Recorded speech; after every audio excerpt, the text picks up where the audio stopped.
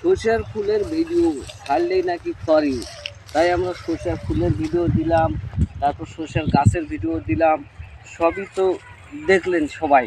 কিন্তু আমার আজকে সেরকমের কোনো কিছুই ভিডিও না, আজকে নিয়ে আসছি আমি ভিডিওটা হচ্ছে কিছু কৃষকদের জন্য আমি মন আকর্ষণ করার জন্য এবং কিছু কৃষকের সচেতনের জন্য আমি ভিডিওটা নিয়ে আসছি, তাই সবাই ভিডিওটা দেখবেন।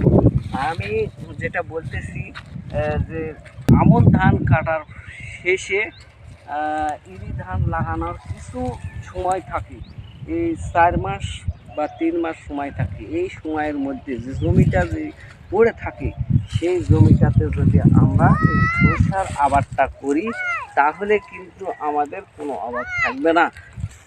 তাই অবশ্যই এই ধানের মাঝখানে যে সময়টুকু থাকে সেই সময়ে যদি আমরা এই ফসলগুলি করি তাহলে কিন্তু আমাদের যে তেলের যে অভাবটা থাকে সেই অভাবটা পূরণ হয়ে যাবে। আর দেখেন এই সাইডে ইরি ধান লাগানো আছে, কিন্তু এই সাইডে লাগানোর কয়েকদিন পাশাপাশি হবে। দেখেন এই সরষাগুলি পাইকে গেছে, কিন্তু সরষাগুলি পাইকে গেছে, কিন্তু ধান লাগানোর হয়তো বা 10 দিন 15 দিন এরকম টাইম হতে পারে দেরি।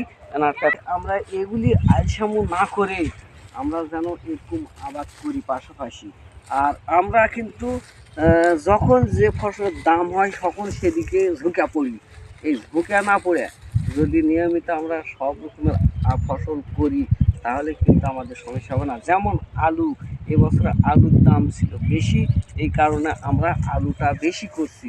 কিন্তু আলুটা বেশি করার জন্য এখন এমন দাম আসে গেছে যে আলুর দাম কমে গেছে, এখন সবাই আলু লাগাইছে, আলু আর খাওয়ার জায়গা নাই। তাই ওই আলুও লাগাতে হবে, সরষেও লাগাতে হবে, ধানও করতে হবে, আবার পেঁয়াজও করতে হবে, তাহলে আমাদের কোনো কিছুর অভাব হবে না বাংলাদেশের। তাই সবাই একটু যদি আমরা এভাবে যদি ফসল করি, 12 মিশালি ফসল করি তাহলে কিন্তু আমাদের আমার ভিডিও অনেকেই দেখে সুন্দর সুন্দর কমেন্ট করে, আবার অনেকে উপদেশ দেয় কমেন্টের মাধ্যমে, সে তাদেরকে আমি সম্মান জানাই সব সময়। এবং গ্রামের অনেক মানুষ এই ভিডিও করার জন্য অনেকে অনেক কথা বলে, সেই কথার দিকে কান দিলে তো আমাদের হবে না। আমরা যেহেতু ভিডিও বানাই, আর আমি বিশেষ করে এই কৃষি কাজ করি, আর কৃষি কাজের মাঝে মাঝে যে ভিডিওগুলি করি সবাই দেখবেন। আর আমি যদি আপনাদের যদি কিছু নাও দিতে পারি তবেও কিন্তু আমি আপনাদের কমেন্টের রিপ্লাইটা সবসময় দিতে। আর আমাদের সঙ্গী হচ্ছে এই যে কোদাল, তারপর কায়দে, তারপর হচ্ছে কি ডালি ঝাঁকা, এগুলি আমাদের সঙ্গী সব সময়। আমাদের কাছে কিছু না থাকলেই কোদালটা সব সময় থাকে, আর গামছা তো থাকবেই মাথার।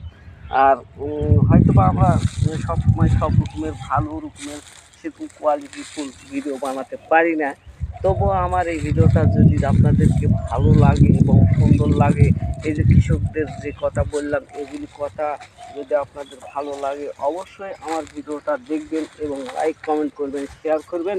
আজকের মতো এখানেই বিদায় নিচ্ছি, সবাইকে ধন্যবাদ জানাই এবং আল্লাহ হাফেজ, গুড বাই, ভালো থাকবেন।